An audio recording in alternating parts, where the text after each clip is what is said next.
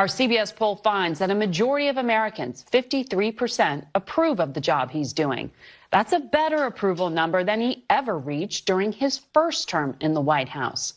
Joining us with more is our Executive Director of Elections and Surveys, Anthony Salvanto. Good to see you, Anthony. What's driving this? I will keep it simple, Margaret. He is doing, in the eyes of the public, what he said he would do in the campaign. There's political value in that. In fact, 70% of people say he's doing what he promised. That's whether they approve of him or not. Now, there's another part of this that continues over from the campaign. There were words that he was described as being tough, being energetic, and he still is today in big majority numbers. So as people take a look in these first few weeks, there's been a lot of activity. They're getting that general sense of governance, and that's being reflected in these early numbers. So that's perception. What about the actual policies? Well, let's start with the ones that are popular. And again, these echo a lot of what we saw in the campaign. The idea of deporting those in the country illegally continues to be popular. We saw that in the campaign. Sending troops to the U.S.-Mexico border, again, majority in favor. We'd seen that in the campaign. For his supporters in particular, the focus on ending DEI is popular. We had seen in the campaign a lot of them thought those processes had gone too far.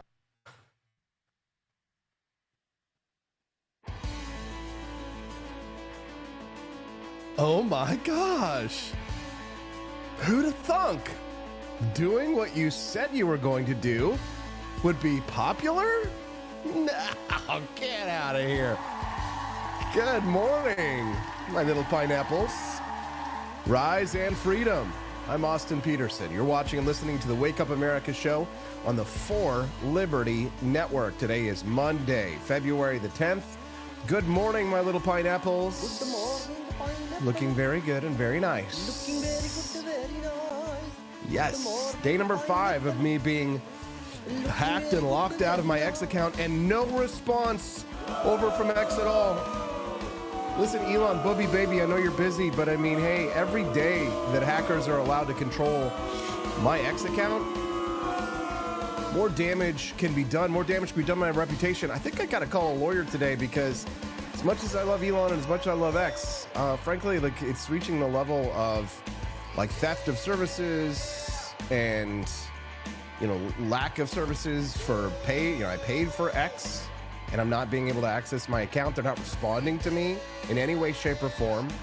Stephanie and I have contacted them in pretty much every possible way.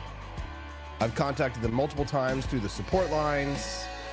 And, I've seen other people that have been hacked that have already had their accounts restored, no problem. So what the frick? What's going on?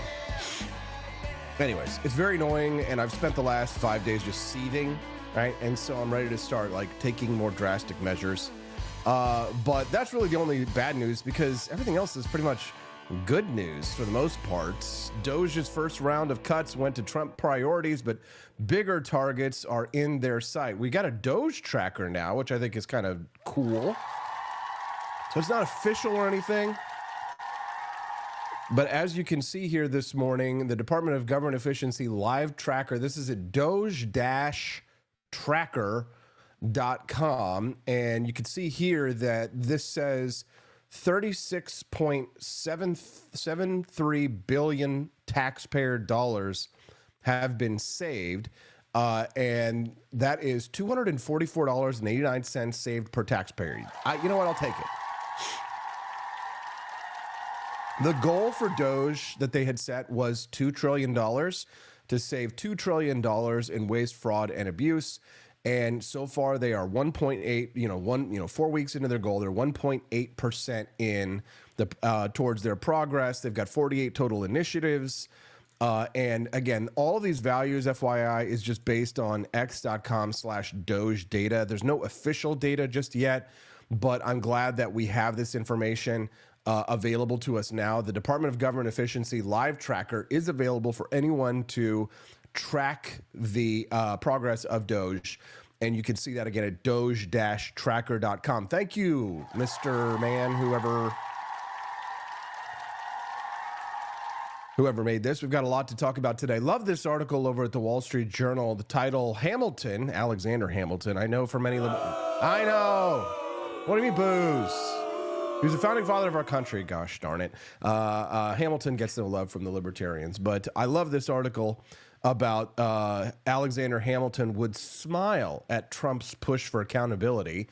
Energy in the executive, which is Hamilton's phrase, entails the authority to impose consequences for poor performance. In other words, Alexander Hamilton would smile on what Donald Trump is doing to impose accountability through the executive branch actions that he's taking to restore leaner, meaner governance. You'll love to see it. What's up, Tater Salad?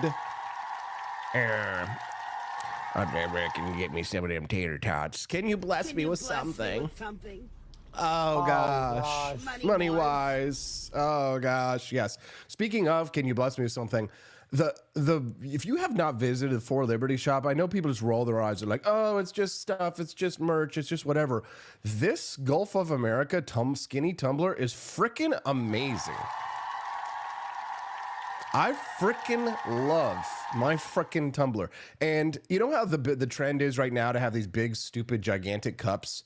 And they're just enormous. But the thing is that you can't actually lift them up with one hand because you have to grip it by, you have to grip it by, hold it by like two hands, these cups. Well, I got one of our skinny tumblers because I'm like, why not? Let's get it. Let's see if it's any good. My Gulf of America shark tumbler that I designed here, and then Brad put it together, it's actually freaking awesome. It really, I left it overnight. I had ice in it with like a little bit of water and a little bit of ice. And then like 6-7 hours later, I come back and there's still ice in it. So super high quality Gulf of America skinny tumblers. That includes shipping right there. Blessed me with something. Well, thank you, Kermode. You blessed me with something. I shall sacrifice a goat in your honor. So get those today. Gulf of America skinny tumblers. And it comes with one of those nice, like hard straws. And it also has like one of these little rubber stoppers at the bottom so your straw won't fall out. It's super sharp, Brad. It's gorgeous. Get yourself a Gulf of America skinny tumbler. They're very nice. Looking very good and very nice. Bless me with something at forlibertyshop.com. That's the number 4, libertyshop.com. Yes. So Alexander Hamilton would smile at Trump's push for accountability. You love to see it. We'll go over that this morning. Elon Musk alleges $50 billion in fraud at the Treasury. Yeah. After judge blocks a DOGE audit. We're going to talk about that this morning.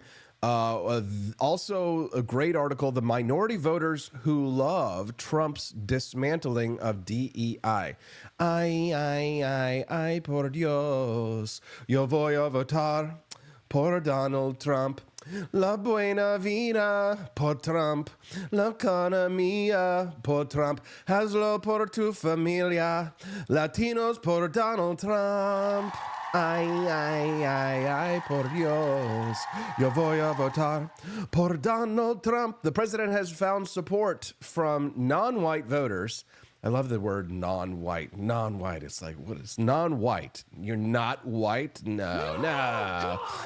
Not white. Yes. Please, no. Some of President Trump's black and Latino supporters say they are pleased with his immediate efforts to dismantle federal diversity, equity, and inclusion programs, though they were uneasy about the way he talked about race, and some worried he might spark a rise in discrimination. Ending so-called DEI programs was a frequent promise during the campaign, and he actually broadly picked up a higher share of support from non-white voters than in his 20 and 2016 bids. In other words, the non-white voters don't like diversity, equity, and inclusion any more than we white voters and non-white voters. Ya voy a votar por Donald Trump, la buena vida, por Trump, la economía, por Trump. Vice President suggested that if the Supreme Court rules in a way that you don't like, they can just enforce it by themselves. Do you agree with that? I don't know even what you're talking about. Neither do you. Who are you with? Up close, sir. Who?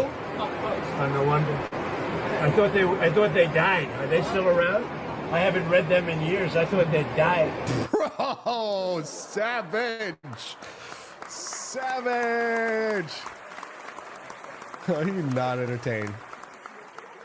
Speaking of Gulf of America tumblers, the president yesterday, for the first time in history, flew over the recently renamed Gulf of America. Air Force One is currently in international waters for the first time in history, flying over the recently renamed Gulf of America. Please enjoy the flight, and we are now about to head westbound to Super Bowl 59. Wow, he did that well.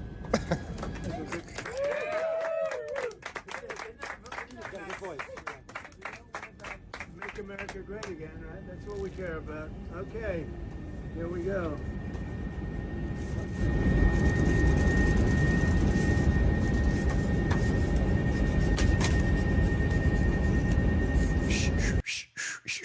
It's a sound that we're definitely getting used to hearing these days. Good morning. Thank you, Zed the Head. AP Steph. Well, thank you, Zed the Head. It's good to see you again, man. We haven't seen you in quite a while. Welcome back to the Wake Up America show. I am your host, Austin Peterson. Also, don't forget everybody who is just filing in now to the Wake Up America show. Please do click that like button underneath the stream. And if today is your first time watching the Wake Up America show, we'd love to have you be a regular guest. And the way to get a notification whenever we go live is if you click the follow button, which should be next to the like button if you're watching us on a mobile device. Click that follow button on the Rumble stream and you will get a notification when we go live, which is every Monday through Friday from 7 to 9 a.m. Central Time. Again, that's Mondays through Fridays from 7 to 9 a.m. Central Time.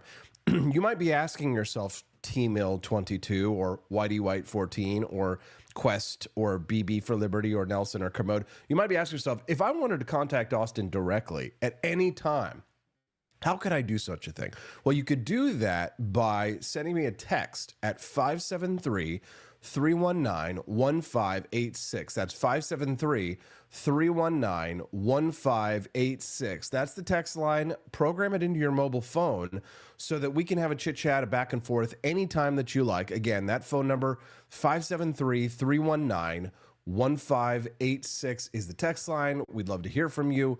Let us know. I don't know if it's kickbacks or what's going on, but the people, look, I ran on this, and the people want me to find it. And I've had a great help with Elon Musk, who's been terrific. Bottom line, you say you trust him. Trust Elon? Oh, he's not gaining anything. In fact, I wonder how he can devote the time to it. He's so into it. But I told him do that. Then I'm going to tell him very soon, like maybe in 24 hours, to go check the Department of Education. He's going to find the same thing. Then I'm going to go to the military. Let's check the military. We're going to find billions, hundreds of billions of dollars of fraud and abuse. And, you know, the people elected me on that. You damn right they did. You darn tootin'. They absolutely elected him on that. And I don't know about you, but I voted for Elon Musk. As a matter of fact, we actually made a shirt this weekend, Stephanie did, that says, I voted for Elon Musk, which I think is quite funny because the Democrats are all at these rallies with their signs that say, I didn't vote for Elon Musk. Nobody voted for Elon Musk. So I made a shirt, or Stephanie made a shirt that says, I voted for Elon Musk. So check that out again at forlibertyshop.com. 1981 Luke is here. Hi, Austin and Steffi. Good morning, Pineapple. Looking very good, very nice. Good morning, Pineapple. Good morning, pineapple. Looking very good, very nice. Good We morning, begin with President pineapple. Trump's historic overhaul of the federal government that is proceeding at an unprecedented pace and scale. The president has tasked Elon Musk, the world's richest man, with carrying out his mission. And now Musk and his team of young tech engineers have inserted themselves into at least 17 federal agencies, according to the New York Times.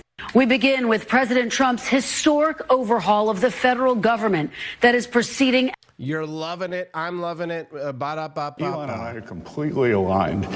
Elon and I are completely the aligned. Treasury Secretary, by the way. In terms of cutting waste and increasing accountability and transparency for the American people. I believe that this DOGE program in my adult life is one of the most important audits of government or changes to government structure we have seen. That when I was In my 20s, we had the Grace Report, and there's some great suggestions that came out of that, never implemented. Under Clinton and Gore, I think it was to government efficiency or reduce government. Nothing happened. So President Trump came in, there's a big agenda, and I think that there are gigantic cost savings for the American people here. And I think it's unfortunate the way the media wants to lampoon what is going on. These are highly trained professionals. This is not some roving band going around doing things. This is methodical, and it is going to yield big savings. You love to see it. That's the new Treasury Secretary, Scott Bessent. Having a little trouble with my camera 3 over there. Thank goodness we still got camera 1 and 2. Boy, that's why you got to have multiple cameras on this thing sometimes, guys. Where should we start? Oh, we're going to have John Miltimore on the show today. I forgot. 8 a.m. Central Time. He's going to talk to us about this. Oh, and the Social Security guys. They've gained access to the Social Security payment system. Elon Musk is saying that the amount of fraud there is off the charts, that they were paying out Social Security payments to people who were 150 years old. Now, Donald Trump has said that Social Security itself won't be touched by DOGE, but they are getting rid of what appears to be waste, fraud, and abuse at the Social Security Administration. I mean, how many people here, raise your hands in the chat, how many of you thought that there was waste, fraud, and abuse at the Social Security Administration? By show of hands, let's see them. Let's see him. That's right. The Trump said on Friday that DOGE is going to look at everything, and everything might mean the potential for the Federal Reserve to get some scrutiny. And the rumor is now that there's a possibility that Ron freaking Paul might lead an audit of the Federal Reserve. Oh my God. This is huge. And here's the thing. It's happening on X over the weekend. Good morning, Golden Tulip. Nice to see Larry Legend 420. It's nice to see the new names and faces here. Welcome to the Wake Up America show. I'm Austin Peterson. But I can't believe that there aren't more actual, I don't want to call them mainstream anymore. I'm trying to remember, use legacy news media. Legacy news media is not reporting on this, because the idea that Ron Paul could lead an audit of the Federal Reserve, like his arch enemy, the thing that the government institution that he hates more than any other government institution, his whole campaign, End the Fed, his book, End the Fed, and his pushes in Congress to audit the Federal Reserve System, which made it through Congress, was killed in the Senate by Bernie Sanders, nonetheless. I mean, I've always known that Bernie Sanders was a fraud and a sellout, right? Even before he ran for president in 2016 and gained a huge following, and you got a bunch of young idiots to follow after his campaign because they believed that he was going to give them free stuff. Wah, wah, wah, wah. But it's huge. It's a huge news story. The idea, here's the thing. It's not just a huge news story for the potential changes that Ron Paul could usher into the system if we manage to get an audit of the Federal Reserve, but it's a huge story just from a narrative perspective. You would think that the media would be interested in covering a story like that. I have to go to like Bitcoin websites to hear them talking about the potential shakeup of Ron Paul leading an audit of the Federal Reserve. Elon Musk and who is in charge of DOGE, tweets at Ron Paul saying, yeah, maybe Ron Paul should lead an audit of the Federal Reserve. It's freaking huge. It's huge. Good morning, David Lee, 180. Nice to see you, brother. Welcome to the Wake Up America show, everybody. Yeah. We're in a good mood today. The enemies of liberty are crying. They are out in force, screaming at security guards outside the Department of Education. I think I saw a tweet this morning. It's hard to keep up with everything, but I'm pretty sure I saw a tweet this morning from Elon Musk that said that the Department of Education has essentially been officially ended. And I'm just like, excuse me, right? Like, when did this happen? The last I had seen was that there was a video of a security guard being screamed at by Maxine Waters over the week, I guess at the end of last week, there was this video of the security guard standing outside of the Department of Education blocking members of Congress from going in. He said only people who have a scheduled appointment are allowed to come into the Department of Education. Maxine Waters is like yelling in the security guard's face. Oh, wait. Okay, I got the video. Here it is. Hold on. This is good stuff. I mean, we are laughing. Give it a tug there. All access. It's like that meme. You guys remember that meme where like the guy's standing outside the White House and he's like pulling on the bars like, let me in. We're members of Congress. I don't care. Get out.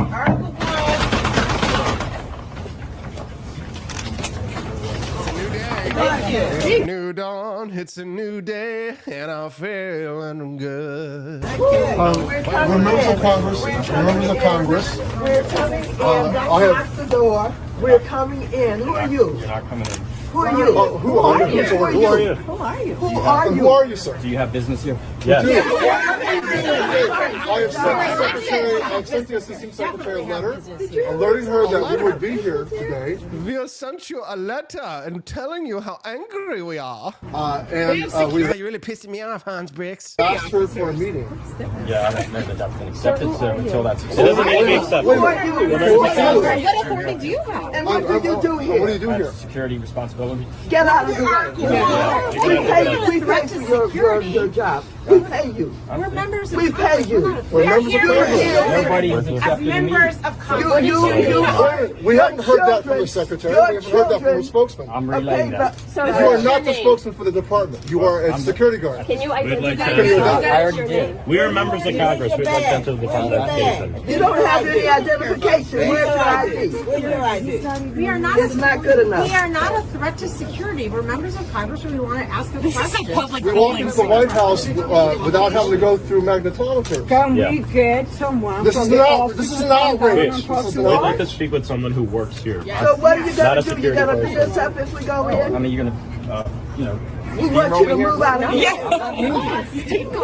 Get out of the way. This says all access entrance. Stand aside, sir. This says all access entrance. Please stand aside, sir. I'm not standing aside. Why not? Because my role is to make sure that. What authority do you have to We are block members of members Congress from the oversight? We don't have oversight responsibilities.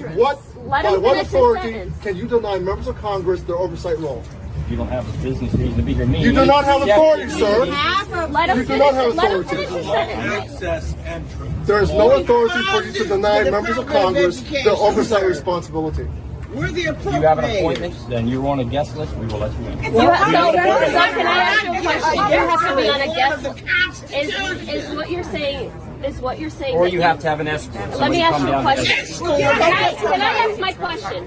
Are you telling me today that you have to be on a guest list in order to come to the Department of Education? Either we are informed in advance if somebody's coming, or there's You an were escort. informed. You were informed in advance. So 94 members of To Congress. take you where you're going. Sir, I 94 have members to of have- Congress signed a letter asking the acting secretary for a meeting and to answer a simple question.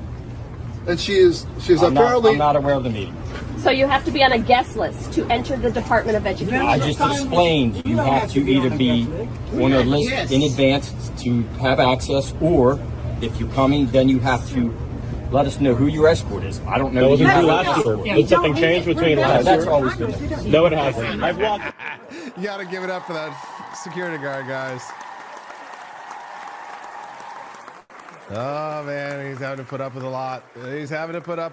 You got to give it up to him. Isn't it just wonderful? Every morning we wake up, it seems like there's some amazing news to make us feel great. I mean, Amy J.E., she's right, says, looks pretty insurrection-y to me. Yes, to me too.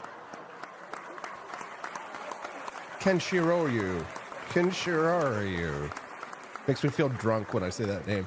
Shiriorio, Shoryu, Shoryu, Shoryu, Shalderal, Shalderu, Shaldera, Balderu. Good morning, guys. Welcome to Wake Up America show. We're just celebrating victories. We're just notching wins. Just the best. We're just the best now. America's the best there is. America's #1, baby. USA. Faldery, Faldera, Faldery, Faldera, ha, ha, ha, ha, ha, ha. I love this article over at the Wall Street Journal. I'm going to read it to you because it has a founding father connection to what's happening in our government right now. Let's take a sip of our coffee, our founding flavors, right? Everybody's enjoying some delicious founding flavors from the For Liberty shop, aren't we? Mm-hmm. Energy in the executive is a leading character in the definition of good government, Alexander Hamilton wrote in Federalist number 70. He said, a feeble executive leads to a feeble execution and a bad government. The Biden presidency proved the latter point. Yes, Alexander Hamilton foretold, as it was foretold in Federalist number 70. But by energy, or the word energy, Hamilton meant more than physical or mental vigor. He meant the power to act decisively, including to impose consequences for poor performance or misconduct. A weak executive, Hamilton worried, would paralyze the federal government, diffuse political responsibility, undermine national security, and endanger liberty. This is why President Trump's house cleaning, chaotic as it may be, is essential. Democrats are howling about Mr. Trump's removal of civil service protections for senior career employees, buyouts for federal workers. I think I saw a judge the other day actually had placed a temporary hold on Trump's actions on the buyout for federal workers. So we're keeping an eye on that story as well. But Trump is simply restoring energy into the executive, which has been weakened by federal employee unions and civil service protections that should have never been put there in the first place. It's increasingly rare that anyone who is working in the federal government is ever held accountable. As a matter of fact, most people in the government fail up, right? Mr. Biden said, if you're ever working with me and I hear you treat another colleague with disrespect, talk down to someone, I promise you I will fire you on the spot. That was what he said.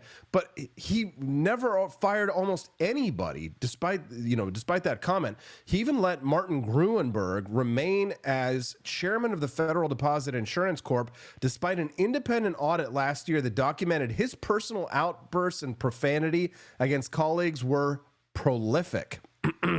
The audit reported that nearly 1 in 10 FDIC employees complain of sexual harassment, discrimination, or other personal misconduct in the workplace.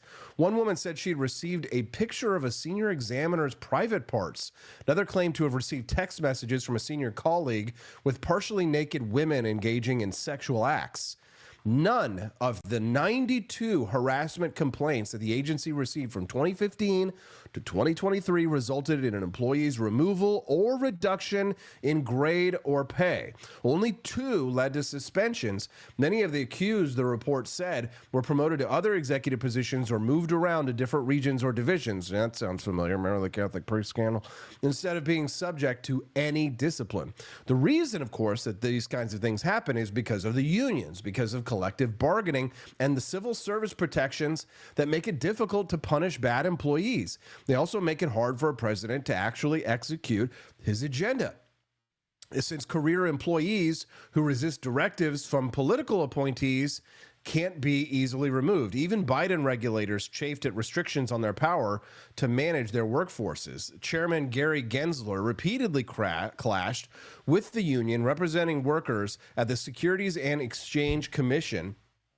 The union filed complaints with federal labor arbitrators for discontinuing a pandemic program that let employees care for children during business hours, and for his irrational antipathy towards telework. The union is being forced to litigate issues like this more frequently under Chair Gensler than any previous SEC chairman, the union's president said. So in other words, it was an absolute cluster truck, and these guys, nothing was being done. There was no accountability.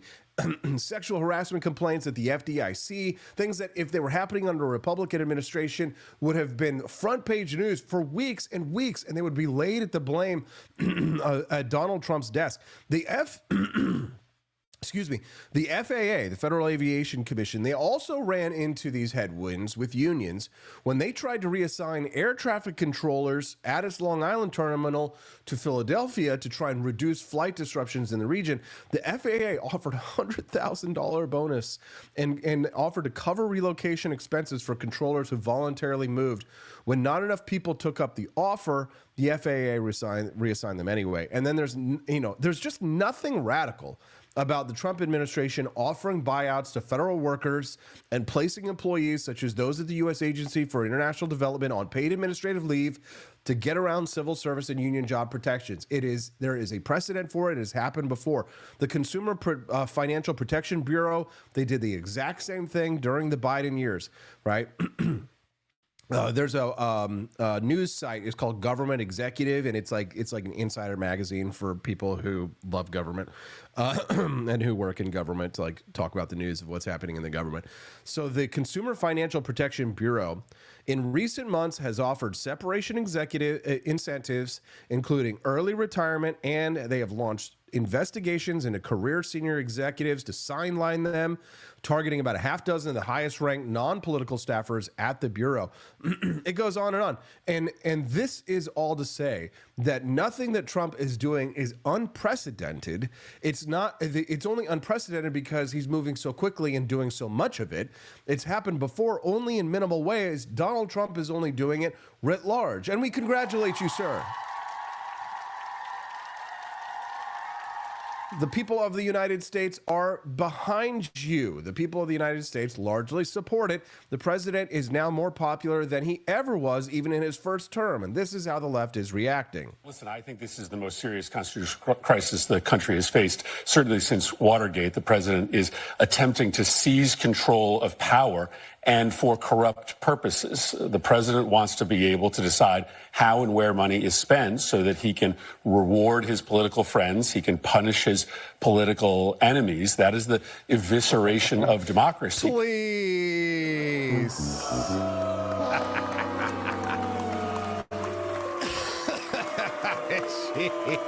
What we're seeing right now with the Trump administration over the last week is just very clearly an American retreat when it comes to the rest of the world. Handing this over, like China doesn't even need to fight for their influence around the world now because of our own effort. We're doing China's work for them.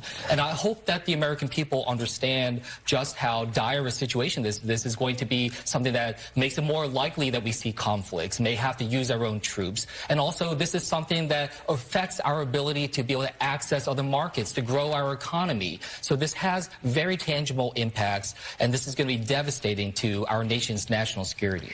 That is the Democrat take on it. Not sure that I agree. Let me ask you then something that you do have oversight of as president. Should former President Trump still receive intelligence briefings? I think not. Why not? Because of his erratic behavior unrelated to the insurrection. I mean, you've called him an existential threat. You've called him dangerous. You've called him reckless. Yeah, I have, and I believe it. What's your worst fear if he continues to get these intelligence briefings?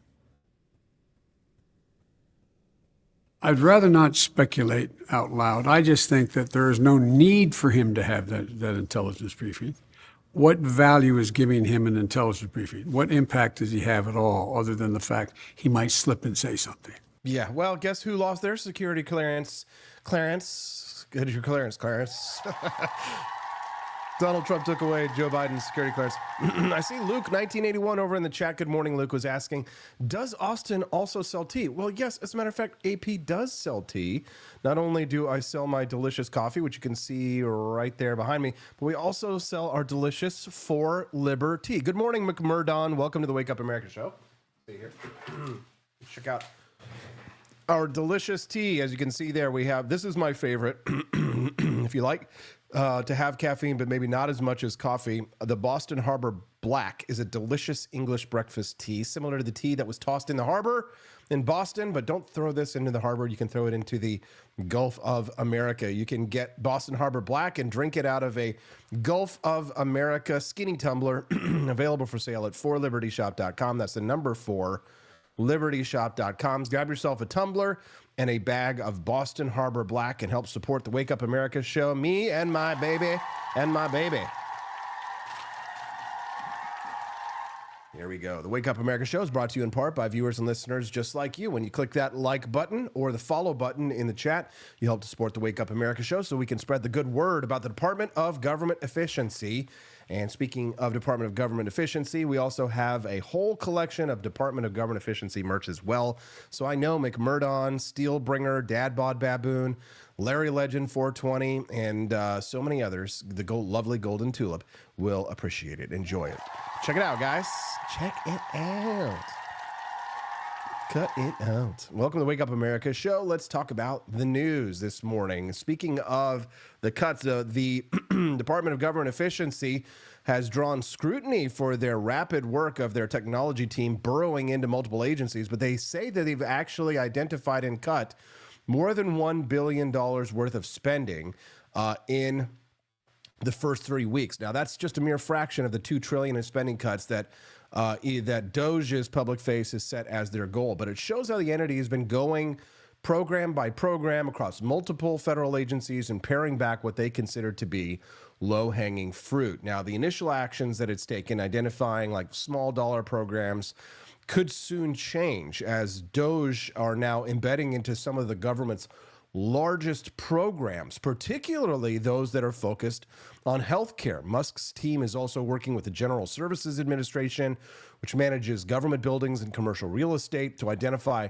which leases can be canceled or let lapse, looking for underused office space and ways to consolidate. More than half of the cost savings that DOGE says it has found is relating to DEI, totaling more than $1 billion. Love to see it. We're going to talk about how minorities are actually embracing the cuts to DEI. We're going to talk about that this morning as soon as we get through the DOGE wins. And then John Miltimore is going to join us this morning at 8 a.m. Central Time. You don't want to miss his reaction to all this and more. John Miltimore will join us in about 20 minutes. So more than half of the cost savings that DOGE says it's found is related to DEI. So that's $1 billion. But since taking office, Trump has ordered federal agencies to terminate DEI programs and contracts, which basically puts the culture wars front and center right now. Not that they weren't already. DOGE says that it had terminated $30 million in contracts for digital modernization projects and at least $4 million in leases for little used office space. When Trump created DOGE by executive order, he tasked it with identifying ways to cut spending and regulation in a way that would make the government more efficient. And Trump seems to think Elon is doing a good job and says that he's patting him on the back and saying that he thinks it's a good idea. Now, Mark Cuban, who made waves as a big critic of President Trump, big Kamala Harris supporter, had said this way back in 2017. Take a listen. As a libertarian, I think we can reduce employment in government by at least a third, reduce the overhead and administration by that much or more, so that we can offer more to services for our citizens.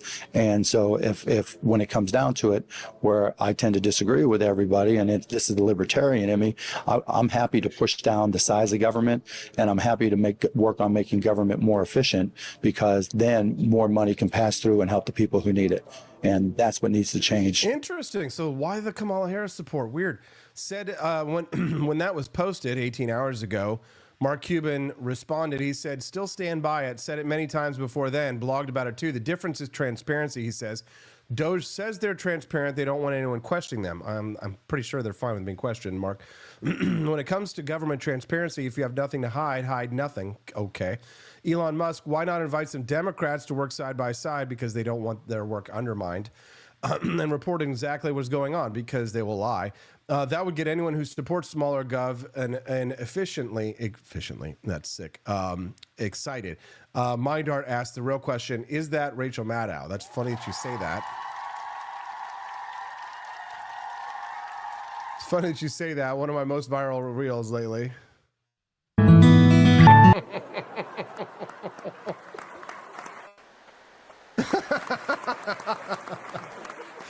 Now, the audio listeners, the people who listen to the audio podcast later are going to be very confused by that. They'll have no idea what it is. But so let me just explain it to you. What is it? It's a video slideshow showing Rachel Maddow over the years, and then it ends with Mark Cuban. Good morning, pineapples. Good morning, pineapple. Looking very good, very nice. Good morning, pineapples. Looking very good, very nice. Welcome to the Wake Up America show. What do you guys think about what's happening out there? Are you guys big fans of Donald Trump, the Department of Government Efficiency? Would you like to see Ron Paul lead an audit of the Fed?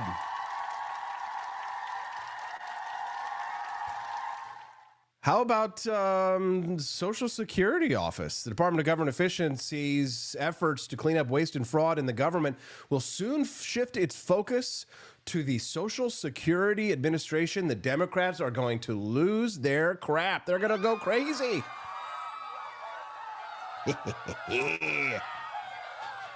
It's just so beautiful, so wonderful. Now, the Social Security Administration, that was created by the Social Security Act.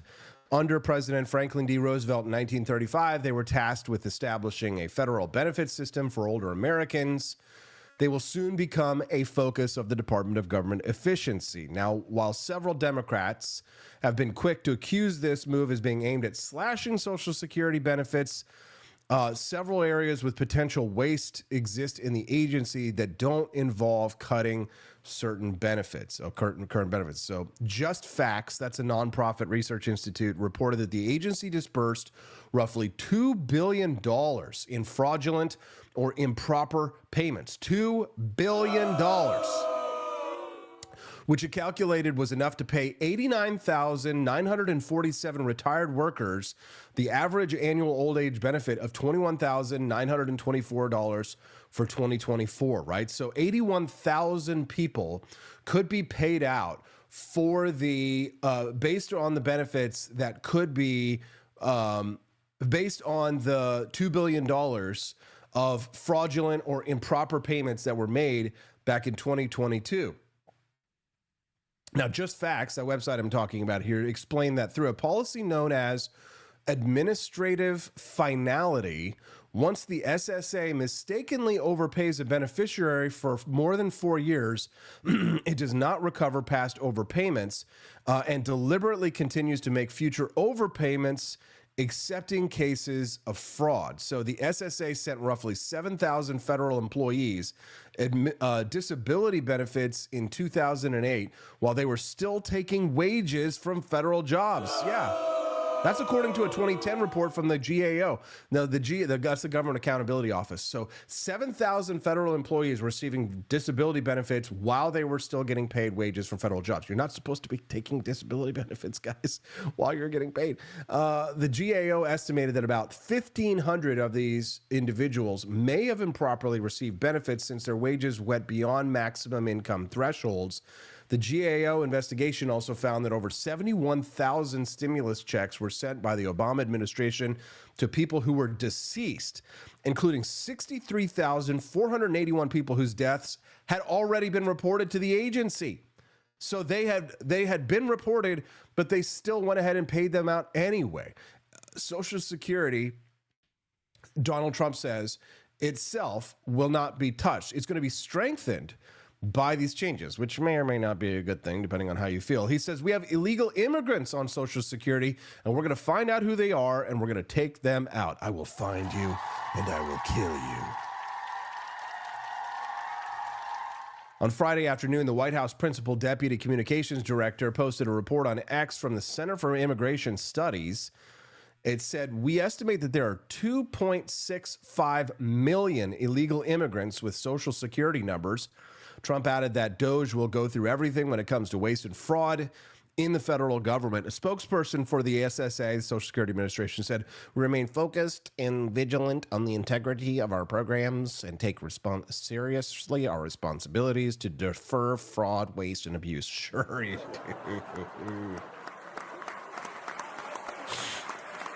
Sure you do. We're going to speak to John Miltimore this morning at 8 a.m. Central Time. Can't wait to hear from him on this.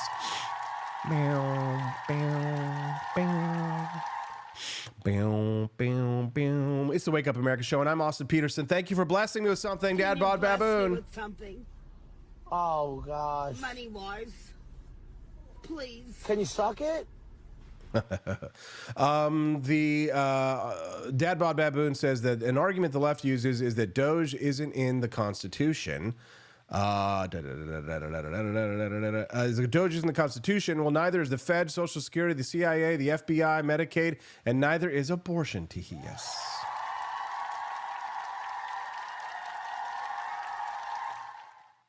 What people are saying, oh, why do the clips have different audio levels? That's just based on the clip, guys. I can't necessarily control it. I sometimes can. I can like up it or down it, but sometimes the clip has been set at like a decibel level that I can or cannot change. So, speaking of clips, so I'm just loving this. Maxine Waters harassing the security guard, not letting them into the Department of Education. Look them in the eye. Come on, hold your face up. Look at him. Let him see you. This is him. Look at it. What's your name? Tell us your name. Give me that ID again. Giving you the ID, I showed it to you. So what? I showed you the ID. You do what? I showed you the ID. Could you let me see the ID again? Huh? No. No? Will someone else ask him for the ID? Will you ask him for it? He won't let me see it again. You didn't see it. You didn't see it. They didn't see it. Look them in the eye. Come on, hold your face up. Look at him. Let him see you. This is him. Look at him. What's your name? Tell us your name. Give me that ID again. Click that like button, guys, if you're enjoying the Wake Up America show. It's a beautiful morning. Good morning, pineapples. Looking very good, very nice. He's got big balls and she's got big balls, but big balls got the biggest balls of them all. Good evening. Thanks for joining us. We begin tonight with Musk and Big Balls. Big balls. Big Balls. Big Balls, who work for Elon Musk's so-called Department of Government Efficiency, DOGE. In the one case of the Big Balls kid, a literal teenager.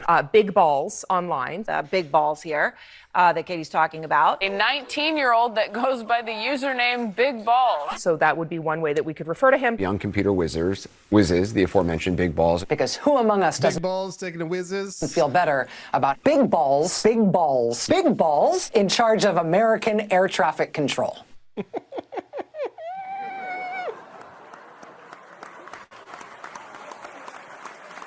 Hey. You guys having fun? I'm loving it, man. We're, Senator John Kennedy and Elon Musk was talking about Elon Musk and DOGE exposing the corruption and fraud at the USAID. Here's some of the things that were discovered. Take a listen. Okay, listen up. Now, Mr. Musk started with the USAID. That handles a lot of foreign aid for America. American people are very generous. But I'll tell you what Mr. Musk discovered. I find it fascinating. He discovered that the American taxpayers are giving money to Afghanistan. He found that we are giving money to Yemen. He found that we are giving money to Syria. I didn't know that. Some of our foreign aid is going to Yemen, Afghanistan, Syria. How does a senator not know that money is going somewhere? I mean, I don't want to come down too hard on Mr. Kennedy here. He obviously is doing a fairly fine job, but I mean, it's your job to know that stuff, guys. He found that the USAID has 10,000 people. 10,000 people, employees. And every year they give away $40 billion.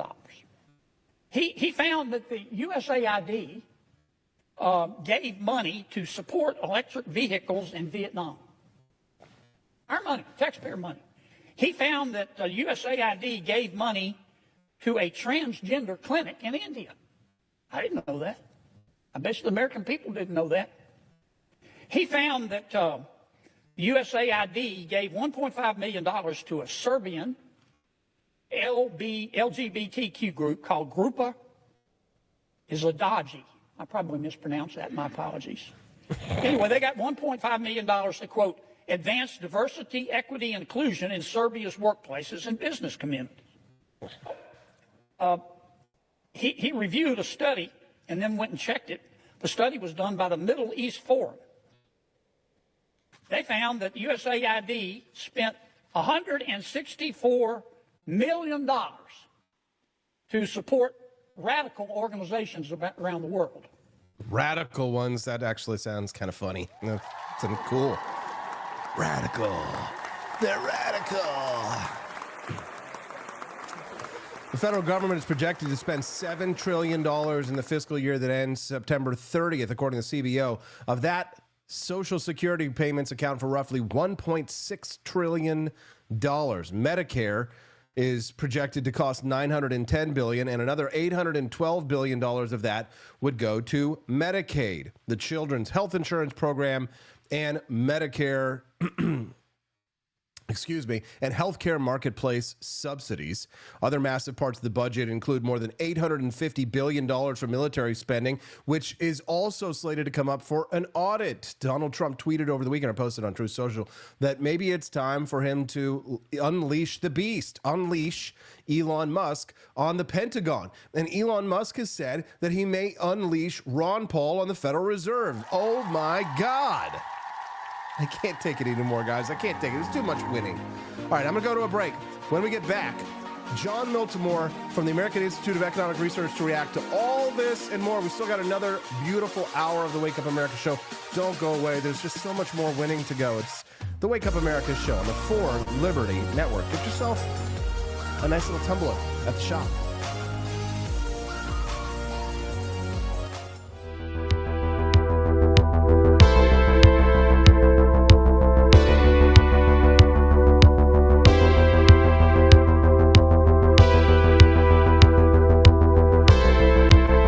Are you tired of the strange radioactive effects of leftist culture? Do you ever wonder what happened to good old-fashioned American values? Well, fear no more, because there's a new force fighting back against the cultural rot of today. Introducing Culturama, a right-of-center talk show that's taking back the future today. Hosted by none other than blonde bombshell herself, Daniela Pensack. She's not just talking, she's taking culture back. With sharp takes, brilliant guests, and a few surprises along the way. Tune in to the live video podcast twice a week, because the future doesn't have to be weird. It can be Culturama. If there wasn't going to be somebody who was a fiery champion of liberty, somebody who would get out there and who would be aggressive, and if they wouldn't do it with more fire or passion than I had, then I would go and I would fight this battle for us. I've fought for the principles that we all share. Parties tend to be secondary to me. We're here because we believe in the principles of liberty. I am not a perfect messenger, but I think I'm a damn good one. This is a replica of our first president's flintlock pistol. You have my full support, my respect, and my gun.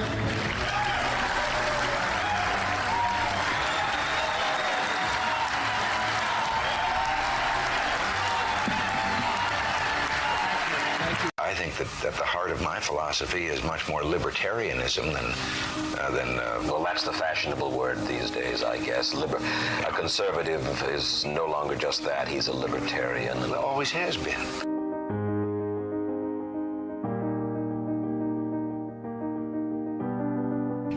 Yet any time you and I question the schemes of the do-gooders, we're denounced as being against their humanitarian goals. They say we're always against things, we're never for anything.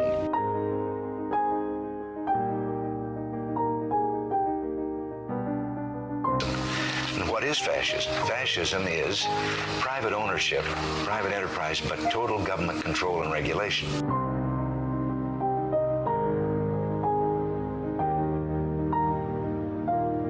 Well, the trouble with our liberal friends is not that they're ignorant. It's just that they know so much that isn't so.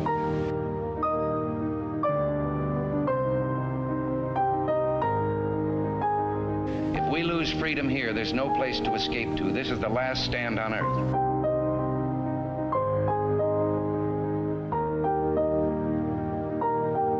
This is the issue of this election. Whether we believe in our capacity for self-government or whether we abandon the American Revolution and confess that a little intellectual elite in a far distant capital can plan our lives for us better than we can plan them ourselves.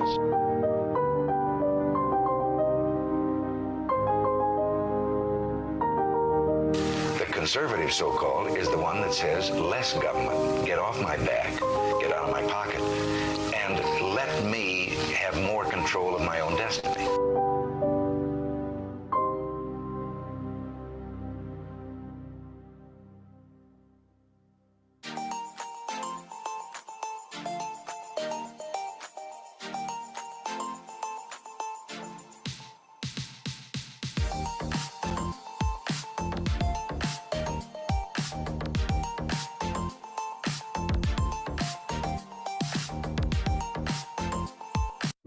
Do you hate the deep state? Do you reject the Antichrist in all his ways? Do you believe that aliens controlled LBJ?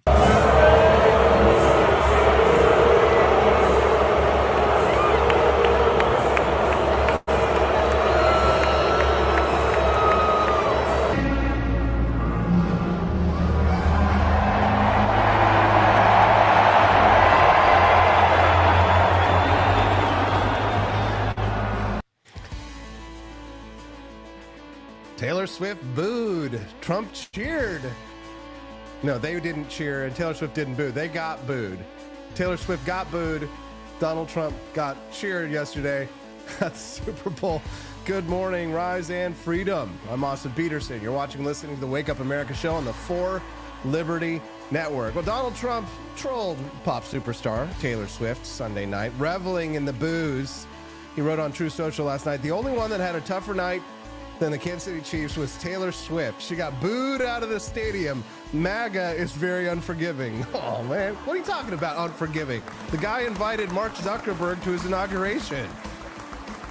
Sounds like, I think Donald Trump is very forgiving. Joining us is a man who never has to ask forgiveness because everything he says is always right. John Miltimore from the American Institute of Economic Research, joining us live here on the Wake Up America show. Happy Monday, John. Welcome back. It's Mondays with Miltimore. Hey, good to be with you, AP. I don't know about you. I was up kind of late last night. I'm glad you got to stay up. Were you happy about the results of the game last night? Hey, my money was on the Eagles. I called that one. I wish I would have got more money on them, but it was. I thought this Eagles team, that pass rush, man. When you can rush 4 guys and bring that kind of pressure, I knew that was going to be a problem. Or I suspected that was going to be a problem. I didn't think Saquon Barkley was going to rush for 55 yards. I thought for the Eagles to win, I thought he was going to have a much bigger night. But Jalen Hurts looked calm back there. That Eagles team, they just make plays. They just get first downs. Yes, but what about the Taylor Swift factor there? How did you feel about her getting booed, or did you even notice? I didn't even notice. We had a Super Bowl party, so like there was a bunch of the game's on. It's loud, but you kind of miss little things. We didn't watch much for commercials, so I didn't even know that she got booed. I don't like seeing people get booed. I don't. But it's maybe to be expected. I guess I'll say this: I'm happy for the Taylor Swift era to be over. Maybe in Kansas City, like all of this.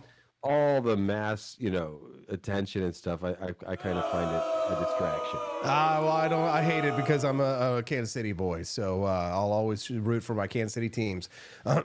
John, let's talk about something like even more exciting news. The Department of Government Efficiency we were talking about this during the break. It's like a moving target. It's impossible to keep up with it. Social Security Administration being targeted. The security guard standing outside of the Department of Education, preventing members of Congress from getting in unless they have an appointment. I mean, there's so many things going on, right? And Trump's approval rating is higher than they've ever been. I mean, remember our conversations before Donald Trump got elected, and you were very trepidatious about it, and I was very rah, thinking it was going to happen. I probably should have put some bets that I was going to be proven right, because it looks as if I'm kind of just a little bit being proven right, wouldn't you say? I think so. Like, here's the thing. Like, there hasn't been a lot done yet. They're trying to do a lot of the right things. I'll go back and say, look, I like a lot of the things they're cutting. I like a lot of things they're trying to cut. This is a good first step. I would like to see them get Congress involved, like once they cut something. Otherwise, what we're going to have is the next president can just, by executive order, fix all these things.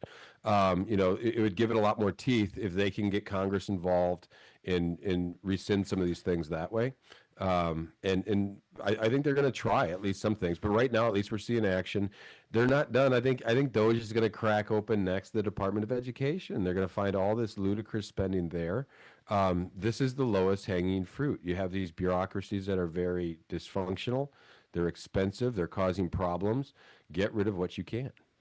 What do you think about this move by the judge who is blocking them from being able to initiate this layoff program? I mean, like, there's a precedent for this. Like, it's been done before. It's not as if, there haven't been like layoff programs in the federal government. It's just that this one is just bigger than the ones that have been done before. Your thoughts? Yeah. First, look, am I an attorney? No. I'd like to, see the opinion and see why the judge is actually holding this up, to see what this is based on. But let's not forget, this is how checks and balances work. The executive branch is going to try to get things done. Then you have the judicial branch is a whole separate area, and they matter too, right? Now, if this judge is out of his lane, I hope what they're going to do is they're going to quickly appeal and slap this down and say, no, this is entirely within the scope of executive power. And my hunch is that we know how this works. A lot of times the judges don't have ground, but they want to do it anyway. They're going to try to, monkey up the works. But, let's hope that this isn't going to stop, or maybe that the Trump administration needs to take some actions. Here's what this crossed my mind. Remember when Obama was appointing czars for this and czars for that? It was sort of like a quasi,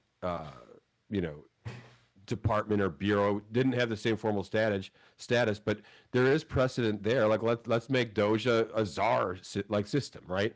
It's and I'm not a huge fan of this, because I do like, if you're going to create something, go through the traditional route. But there is precedent, at least for the executive branch, doing that. It would give DOGE more authority, I think. If they took a step like that. Well, here's the article I'm working off this morning. Vice President J.D. Vance and Elon Musk led a conservative chorus criticizing a federal judge who for now has restricted the ability of Musk allies to access the Treasury Department payment system. A Saturday court order by U.S. District Judge Paul Engelmeyer in New York temporarily precluded officials without proper background checks and security clearances from accessing the payment system through at least next Friday.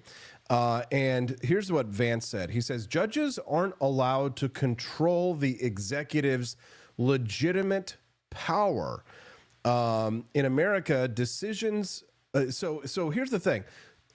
The legitimate, I think, is the key word there. And I wonder what your thoughts are, if you agree with that or not, because there's this concept of the three branches of government. Some people use the word co-equal, but I like the word that one of our legislators here in Missouri uses, and that is co-sovereign, meaning, in other words, that the three branches of government have power over those legitimate powers granted to them by the U.S. Constitution, and the checks and balances that exist are to check when one of the branches is taking an illegitimate power, or taking away a power that should be in the courts or in the legislature. So if it's a legitimate power of the executive to do this, the courts are not supposed to have the authority to take it away. What are your thoughts on that? No, I think you're right. That word legitimate is doing a lot of work there. And if Vance is right, and this is all perfectly legitimate, the judge is wrong. But the judge here is saying this isn't legitimate. And again, we don't really know what DOGE is yet. And like I said, maybe granting it a more of a formal status would alleviate all these problems. Because then you do have people that are on a team that have had they've been knighted, we'll say, by the executive branch. They've gone through background checks. They've gone through maybe a security clearance. It makes them more established. I don't know if, with DOGE, we're in this gray area. So when this goes to appeal, maybe they're going to say, look, no, you can't do this. for these reasons, or they'll say no, that it's within the scope of the executive power, even though that they haven't, this isn't a formal department the way the Government Accountability Office is, or something like that. If you're just tuning in the Wake Up America show, I'm speaking to John Miltimore. He's from the American Institute of Economic Research, talking about a little bit some of the cuts that are being proposed. The Department of Education, that's an interesting one. Did you see the video of the guy, the security guard, preventing the members of Congress from accessing the Department of Education? How'd you feel about that, if so? I didn't see this video. Oh, really? Yeah. Oh my God, dude! It is. Oh man, you were watching the Super Bowl. I was watching Maxine Waters screaming at the security guard. It wasn't allowing them in unless they have like an appointment, a stated appointment. And I think I saw a tweet from Musk. It's hard to keep up with it. Elon Musk said something like the Department of Education has been effectively eliminated. Excuse me? I mean, the Pentagon may be next. Did you at least hear that Ron Paul might lead an audit of the Federal Reserve? I think I heard that idea. Somebody floating that idea. I didn't know if it was actually going to happen. You see all these headlines, and you can't dig into them all. And I did see that. I couldn't tell if it was a joke or real. It doesn't appear to be a joke. It doesn't appear to be formal, but it is real. It is a conversation that is being had right now at the highest levels between Elon Musk and Ron Paul. I mean, I'm not able to find any of the mainstream news organizations about it, but I can see the public exchanges between the two of them. If something like that were to happen, I mean, I don't know if there's been any justice that might be more poetic than that. What about you?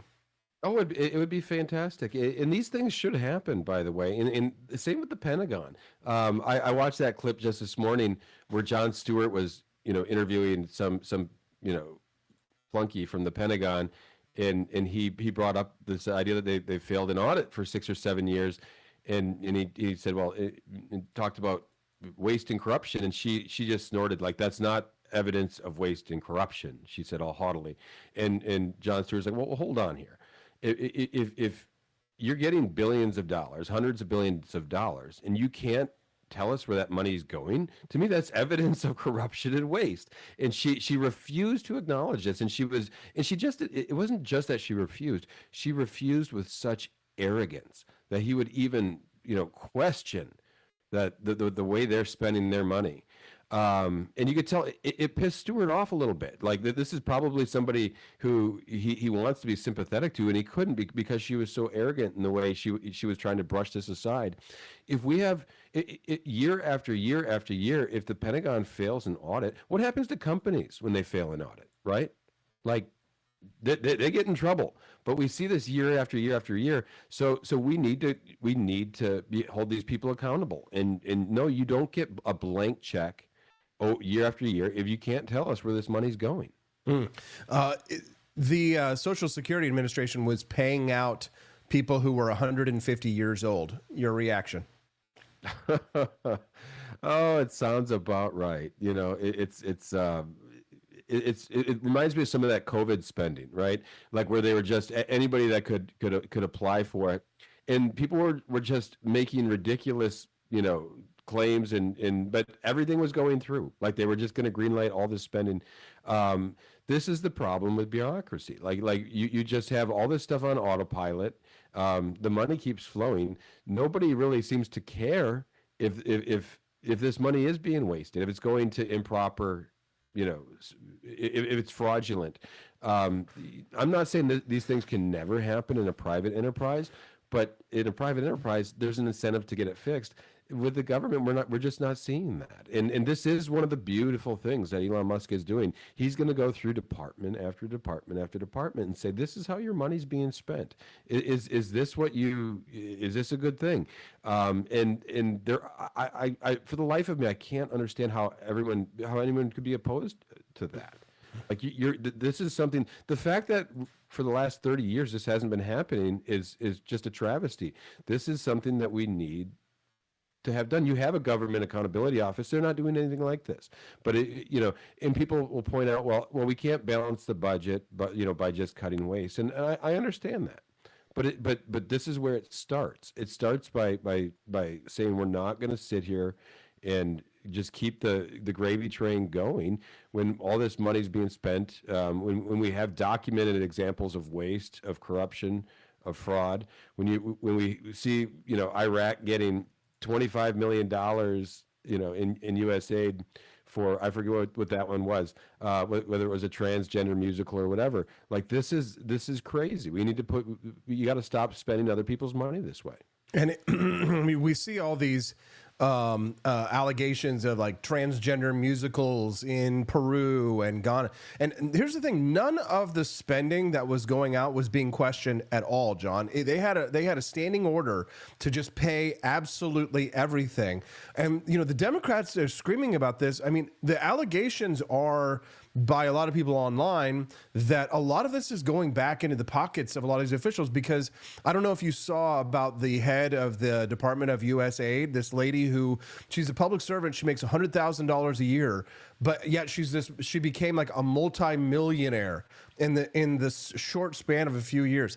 Like, you have to wonder if some of this money isn't going right back into Democrats' pocketbooks, don't you? Oh, this is exactly right. Like, we need to find, if people are personally benefiting from this, they need to go to jail. Like, we just saw Bob Menendez. He couldn't believe it, right? Like he was found guilty.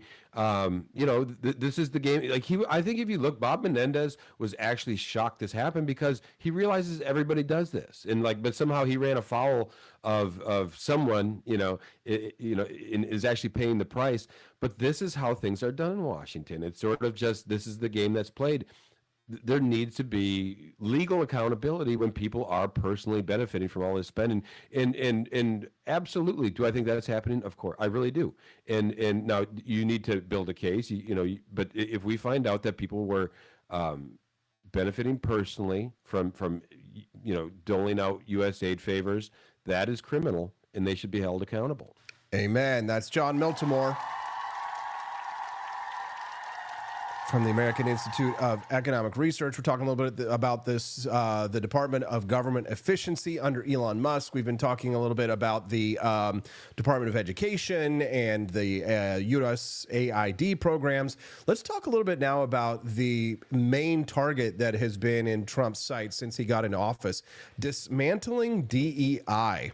Now, the president's support from non-white voters actually increased over the past three elections. So he got more support from minority voters in the last three elections, in this recent election, than he did in the last two, even though he has come out and just taken a broadside at diversity, equity, inclusion, just basically abolished it through executive order in the federal government. What's your reaction to this move, the dismantling of DEI, John?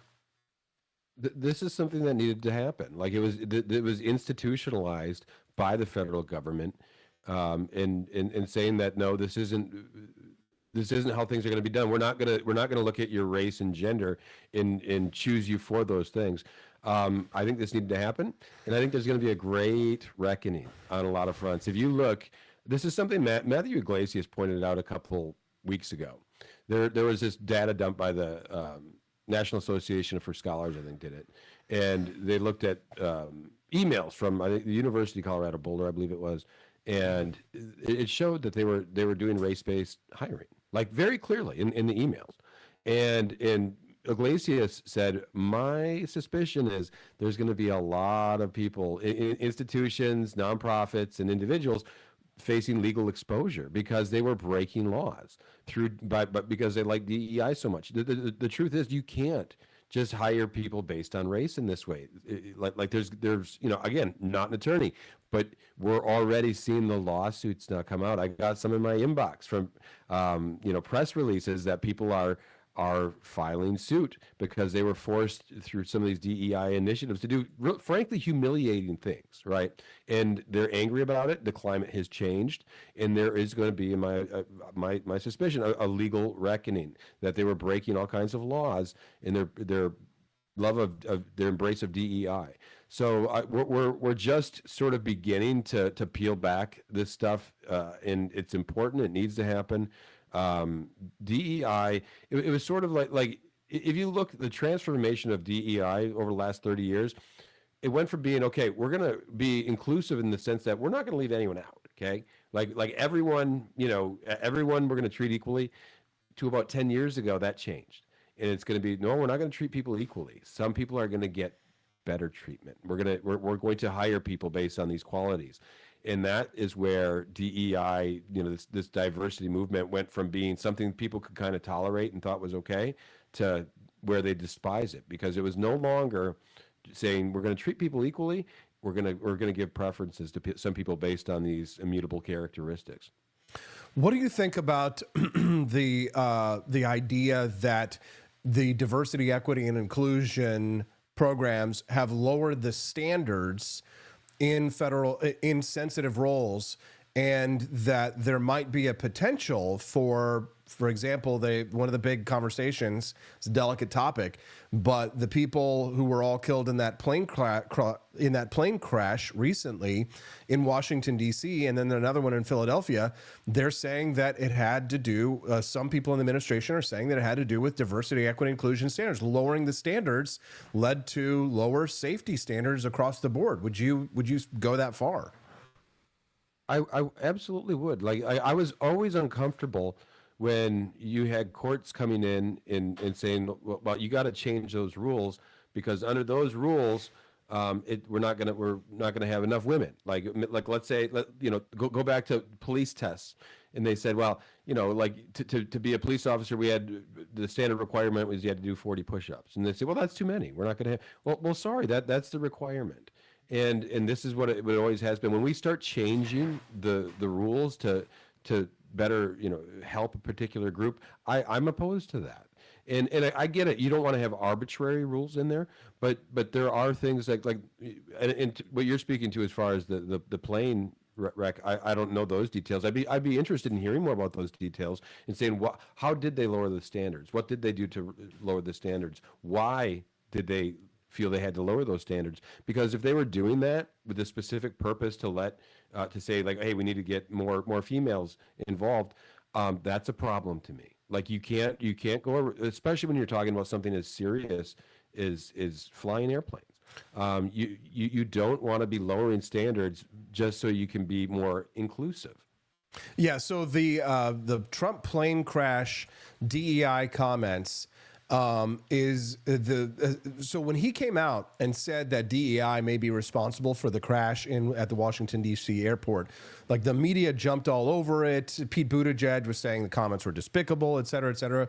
But come to find out that the FAA has been understaffed, and a report that I read, which I'm still doing some digging on, is that apparently the reasons why they were understaffed is because they were passing over all of these qualified white applicants in order to meet diversity, equity, and inclusion standards.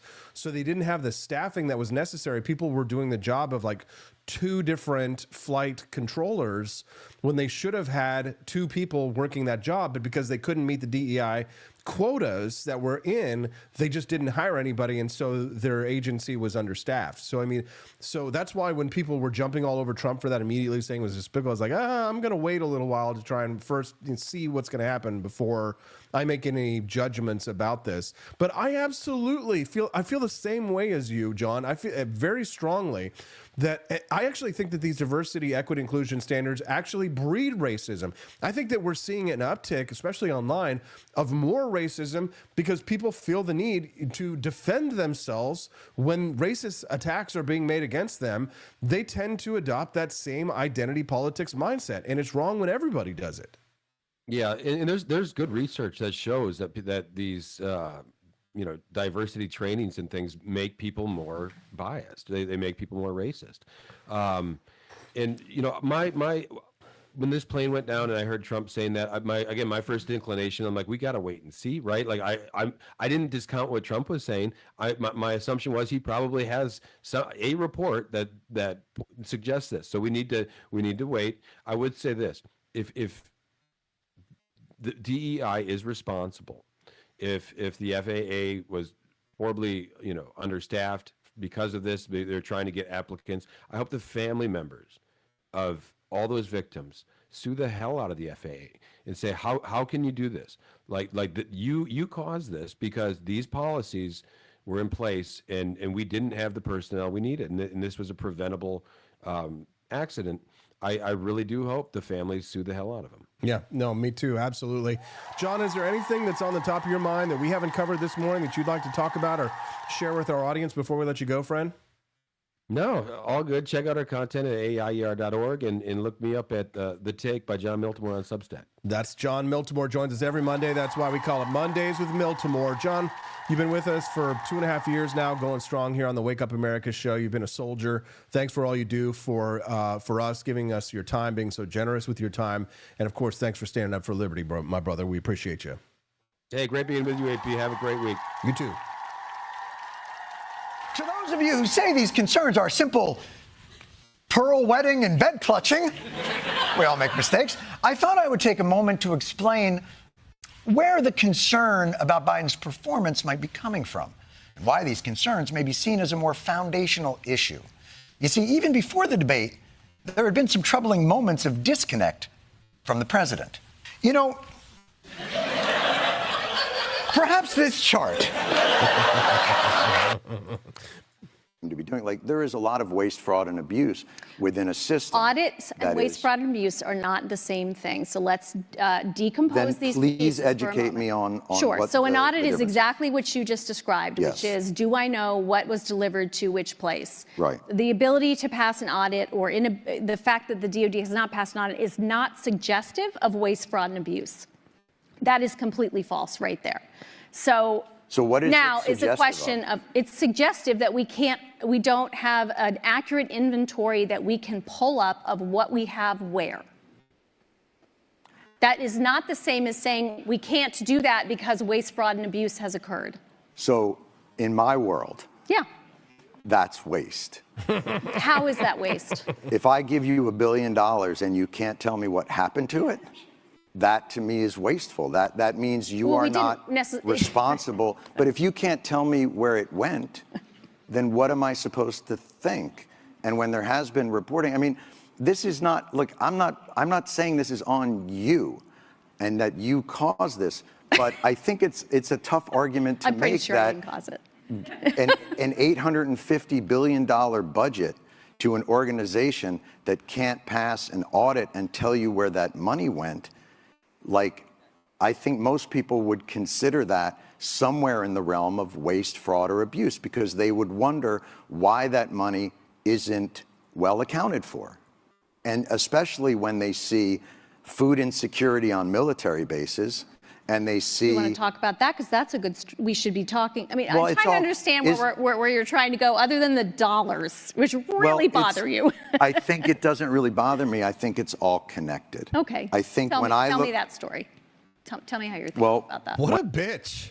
When I see a State Department get a certain amount of money and a military budget be 10 times that, and I see a struggle within government to get people like more basic services, and then that department that got that, I mean, we got out of 20 years of war and the Pentagon got a $50 billion raise.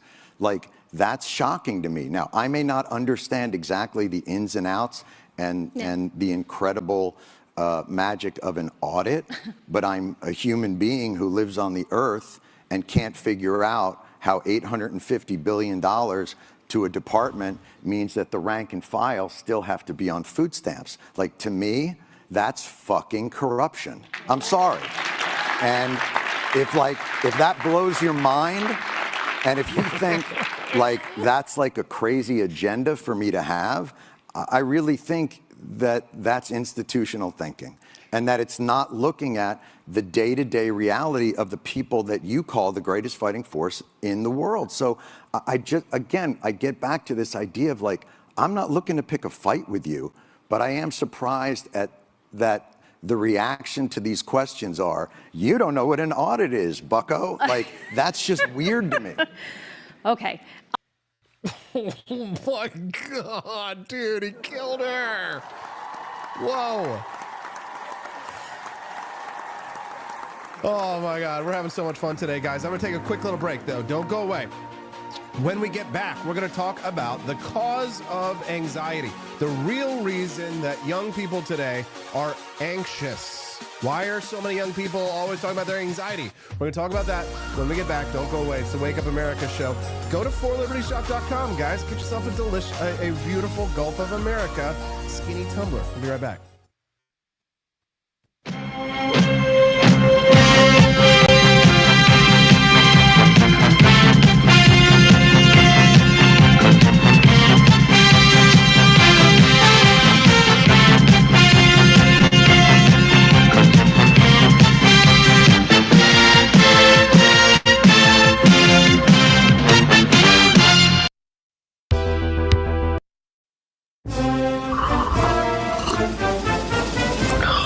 Tired of spending your hard-earned money on woke corporations that don't share your pro-freedom values? Fed up with sipping liberal lattes and progressive cappuccinos? Introducing Founding Flavors from AP for Liberty Shop. Get your day started with Washington's Revolutionary Roast. As robust and principled as the man himself, this blend is the shot of energy heard round the world.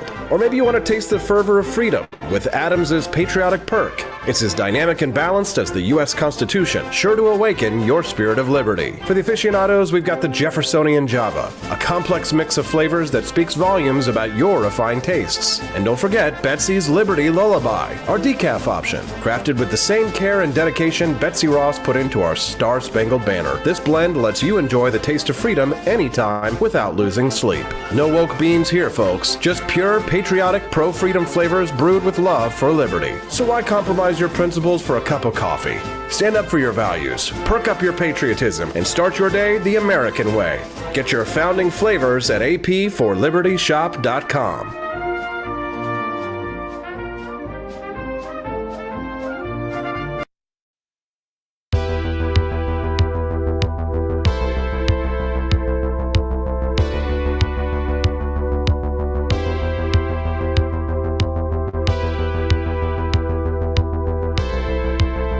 Are you tired of the strange radioactive effects of leftist culture?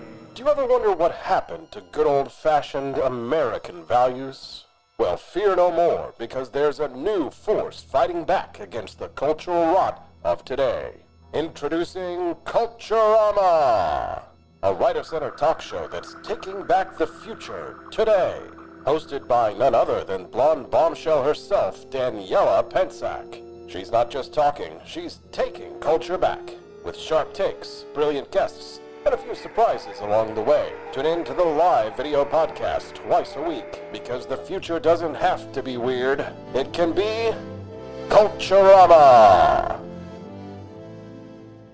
If there wasn't going to be somebody who was a fiery champion of liberty, somebody who would get out there and who would be aggressive, and if they wouldn't do it with more fire or passion than I had, then I would go and I would fight this battle for us.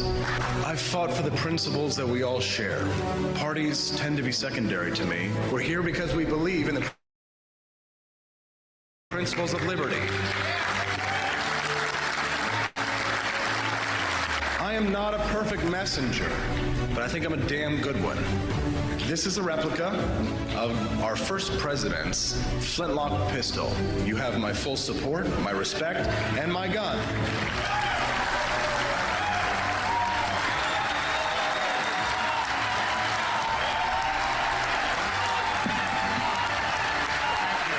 I think that the heart of my philosophy is much more libertarianism than well, that's the fashionable word these days, I guess. A conservative is no longer just that. He's a libertarian and always has been.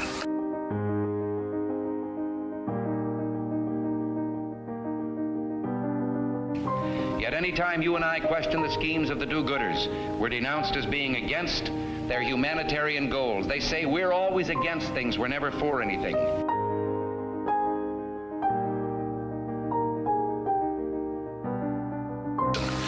What is fascism? Fascism is private ownership, private enterprise, but total government control and regulation.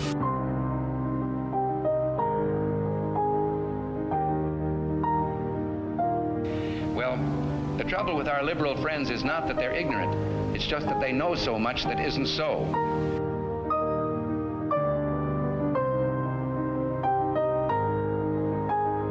If we lose freedom here, there's no place to escape to. This is the last stand on earth.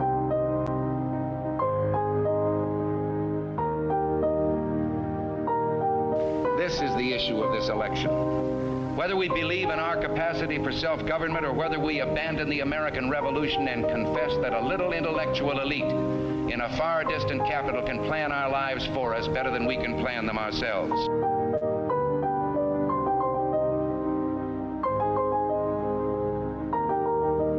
The conservative, so-called, is the one that says less government. Get off my back, get out of my pocket, and let me have more control of my own destiny.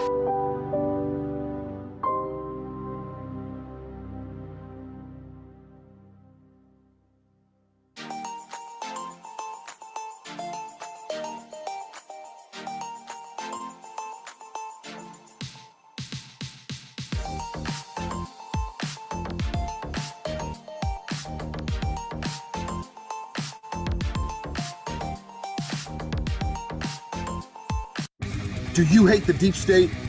Do you reject the Antichrist in all his ways? Do you believe that aliens controlled LBJ to assassinate John F. Kennedy? Did you know that the shot can put chemicals in you that will make you more sensitive to 5G? Do you love America? Do you want more freedom? Do you like smoking hot red-headed libertarians? Then the AP for Liberty shop is for you! Check out all the awesome new merch and have a happy new year! Fight the deep state, reject the Antichrist. Visit AP for Liberty shop and get your patriotic merchandise now, or the deep state wins.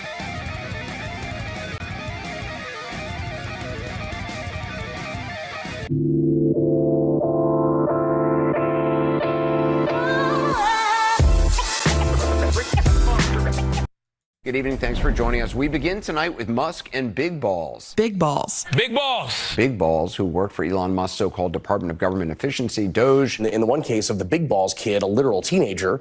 Big Balls online, Big Balls here that Katie's talking about. A 19-year-old that goes by the username Big Balls. So that would be one way that we could refer to him. Young computer whizzes, the aforementioned Big Balls. Because who among us doesn't feel better about big balls, big balls, big balls in charge of American air traffic control?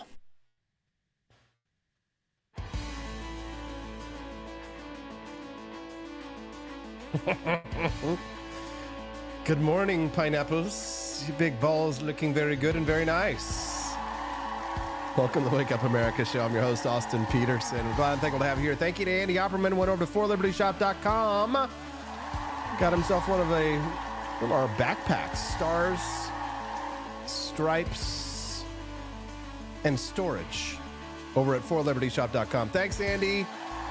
Looking very good and very nice. Andy, I got something I'm sending over to you later today. Look out for me. I will be either giving you a call or sending you an email.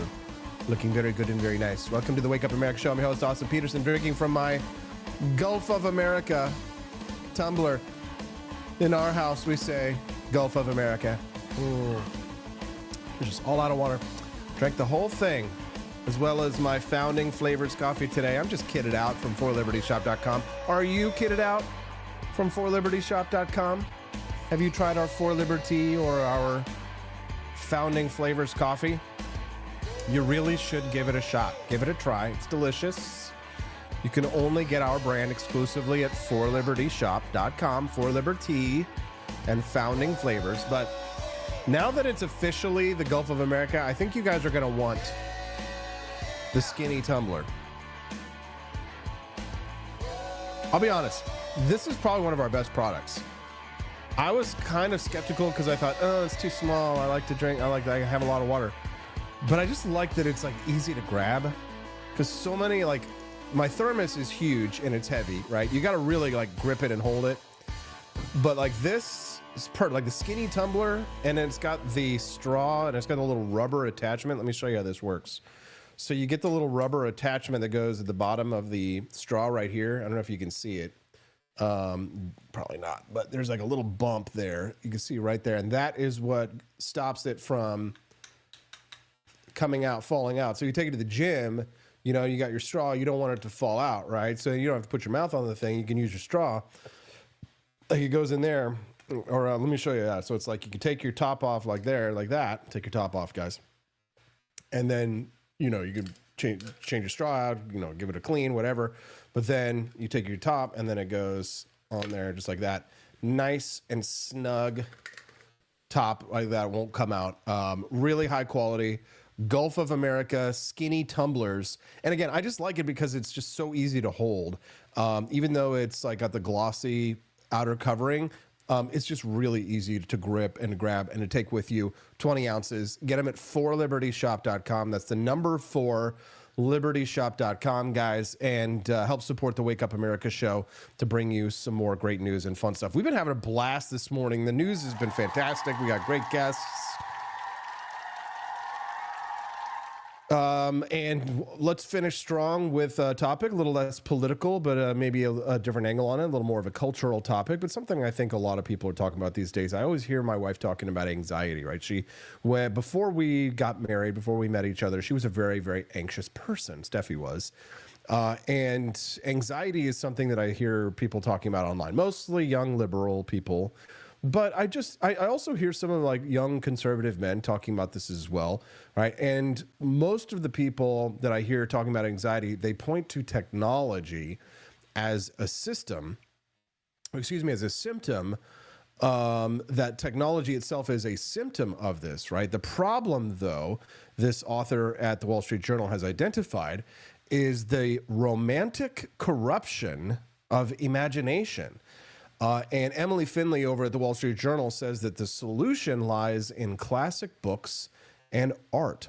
There's a great book by Greg Lukianoff and Jonathan Haidt, and it's called The Coddling of the American Mind. And in it, he talks about this concept of safetyism, right? And safetyism is, you know, everybody has to wear a helmet, seatbelt laws must be mandated, children have to like be padded, put them in a straitjacket before they leave so they can't harm themselves, right? And that's what the book is talking about, the coddling of the American mind. But there's a new book by Jonathan Haidt called The Anxious Generation.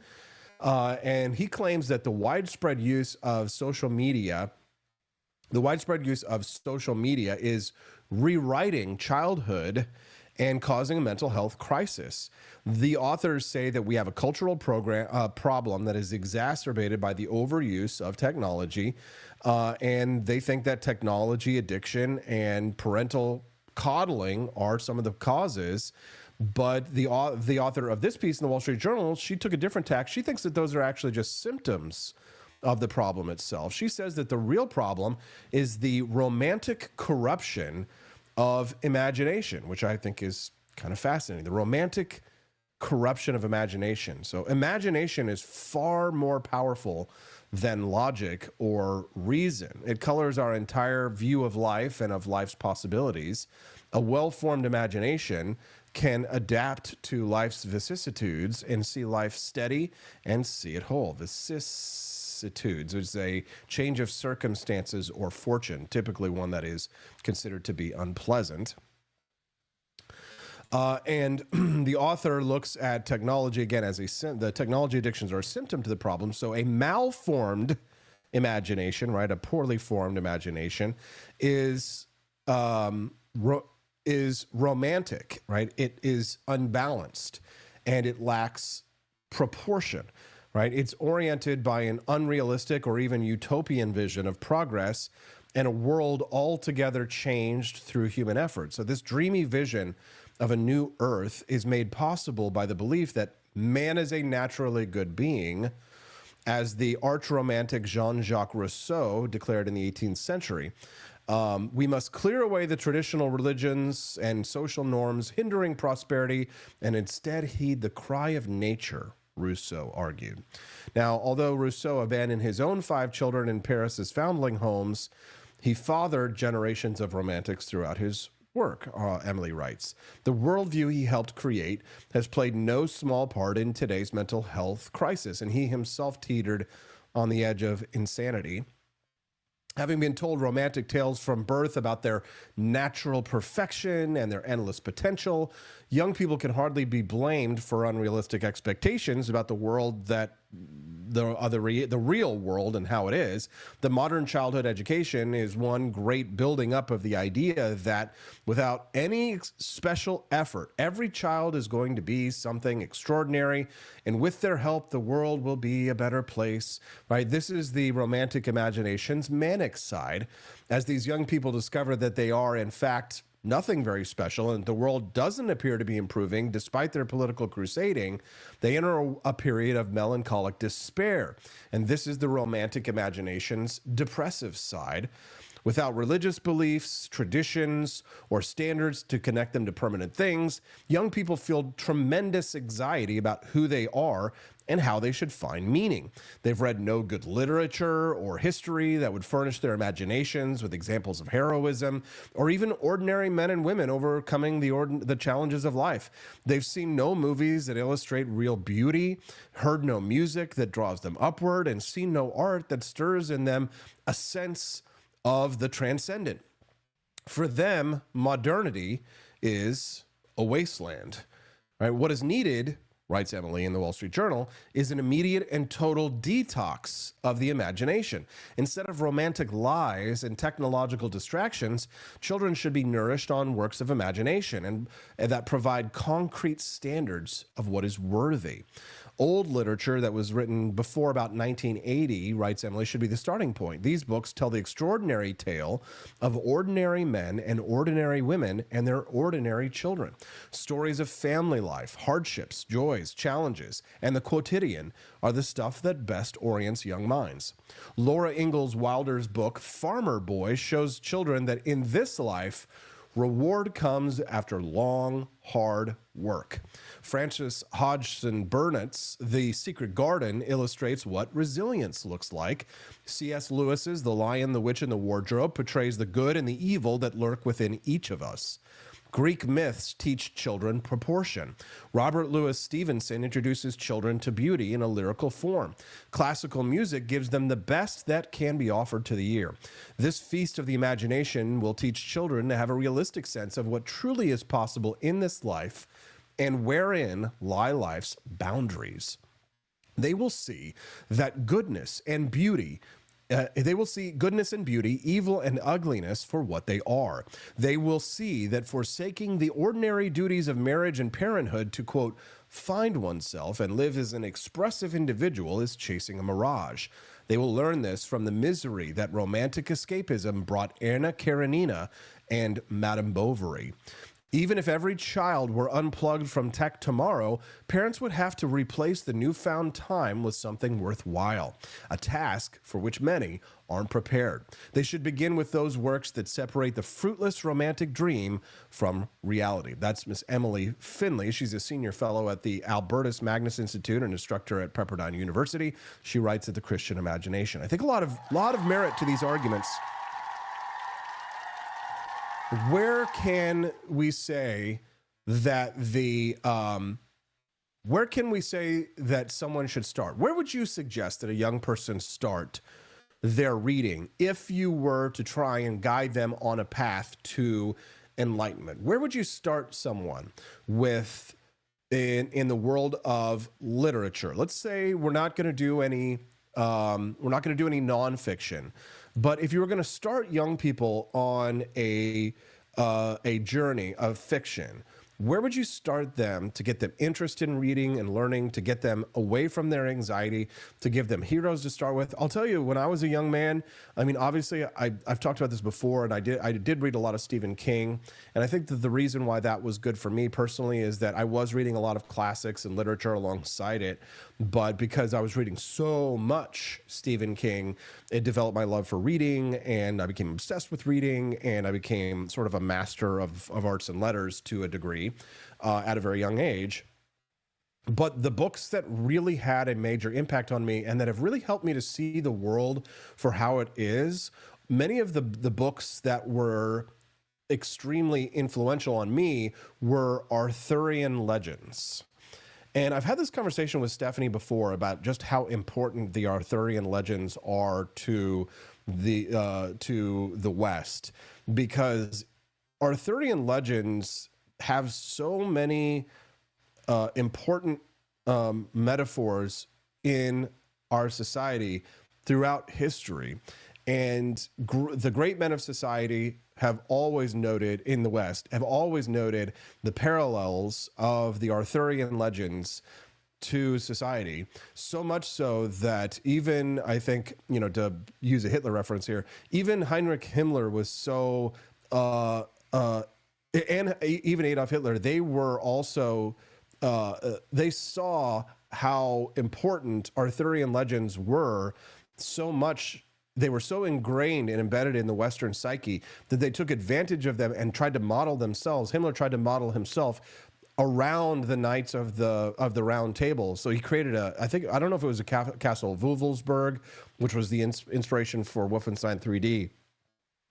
But there was like this SS antechamber, like where the altar where they saw themselves as the Knights of the Round Table. But the argument that they made, and you know, I'm sort of like making it sound bad by using a Hitler reference here, but I just find this historical tidbit fascinating.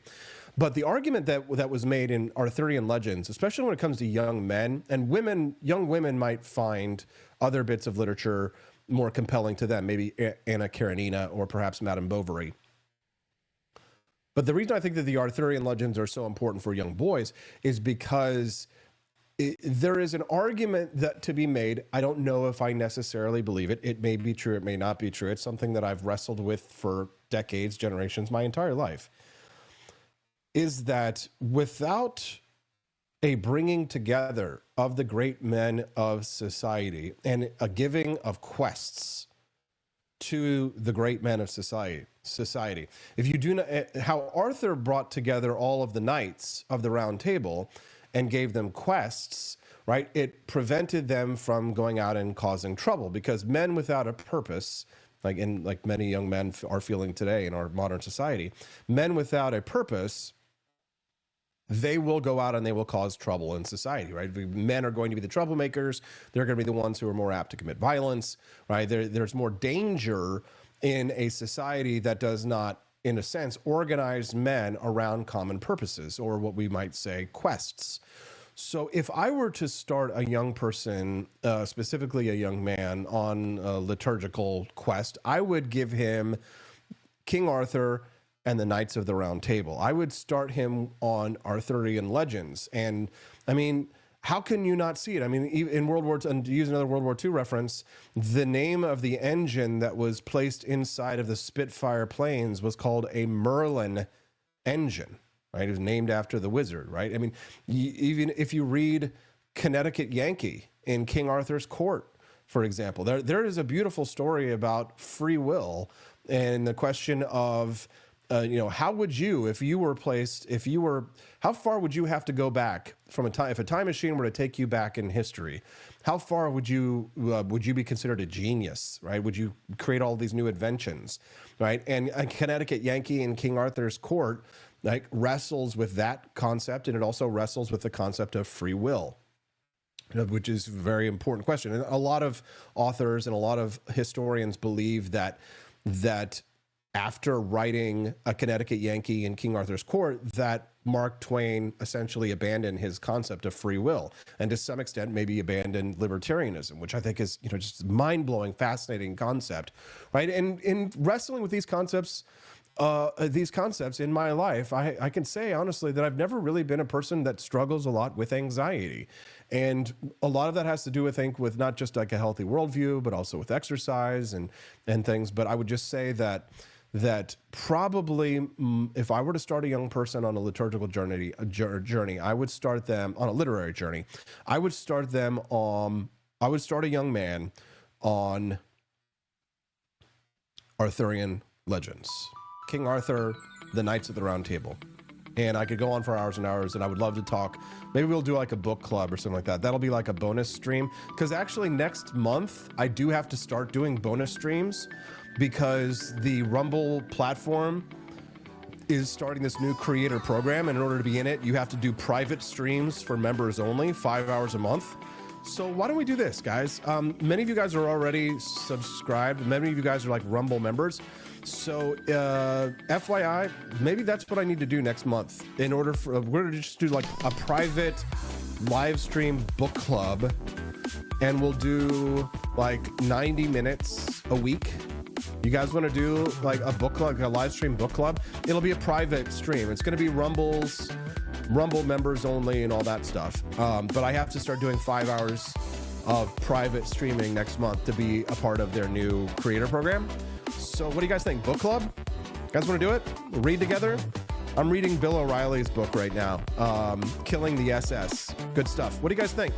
Decision points? Would you be down? Larry Legend 420, Quest Fanning, Eric Wilson Live. Would you guys join me for a live book club stream? That'd be kind of fun. Maybe we could play video games too, or like maybe we could play Dungeons and Dragons as well. I've been thinking about like doing some gaming streams just because shits and gigs, because it's fun. As you guys are exiting, don't forget to exit through the Grift Shop. Where else are you going to get a beautiful Gulf of America skinny tumbler? I know you're thinking skinny. I don't want anything skinny. I'm Austin. You're not skinny. I drink from a skinny tumbler now. I love this thing. Ooh. Delicious. Keeps your drinks cold or warm. You can get this exclusively nowhere else in the world at forlibertyshop.com. It's got a Gulf of America with a great white shark made out of American flag. Made it myself, and Brad Beckman helped. Thanks, guys. Thanks so much for supporting the show. Please do exit through the Grift Shop. Oh, and by the way, guys, don't forget, the tickets are selling out. We are getting down to the wire now. If you guys want to go with us to Washington, D.C. for the AP DC Liberty Tour, buy them stinking tickets today. Oh, Wrinkle in Time, Luke Sacker. Love that book. Love it. Freaking love it. I didn't watch the movie that they made recently because I'm sure they gated and woke it up, and I didn't want to watch it because I'm just like, New Hollywood, I can't have them touching my literature, okay? Lord of the Rings was the last time I watched anything that's like literary in Hollywood because I just, or maybe, I guess, Game of Thrones counts, so I guess Game of Thrones would be it. All right, guys. We'll see you guys tomorrow morning. Don't forget to click the like button if you haven't already on your way out. Visit the Grift Shop at forlibertyshop.com. We'll see you guys back here tomorrow on the Wake Up America show on the For Liberty Network. Bye, guys.